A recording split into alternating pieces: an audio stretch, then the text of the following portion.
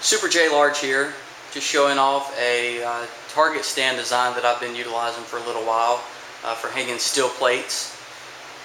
It is essentially just a rather large sawhorse. I chose this design because one, it can be packed up and loaded into a car or SUV. Don't have to worry about taking a truck or anything to haul numerous target stands out to the field for a day of shooting. And the fact that it is extremely cheap. The brackets themselves, you can go to any local hardware store and get sawhorse brackets, a pair, for around $7 to $9, depending on the part of the country that you live in. And it requires essentially no real tools other than a screwdriver and some screws to put it together. You can get the hardware store to go ahead and cut the lumber to the dimensions that you want. Then you get back to the house and apply the brackets to the top portion of the stand, just to kind of show what that looks like. That's the heart of this target stand.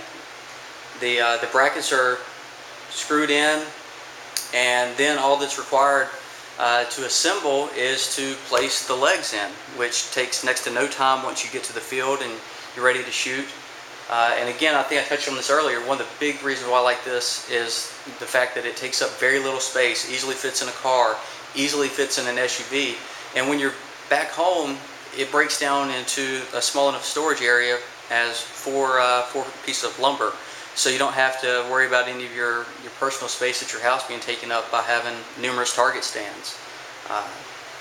But that's what I've been using, and hopefully some of you guys out there that have been looking for a cheap target stand can view this video and give you some ideas about how to go about that and make a target stand for under 20 bucks.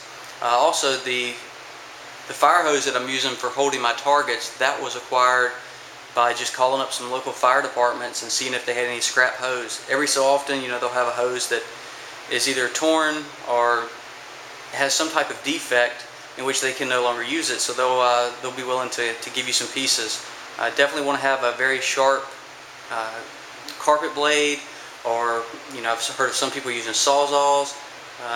I myself, I've been using tin shears on this, but I definitely need something very sharp to go ahead and cut through the fire hose to get it the exact length that you want.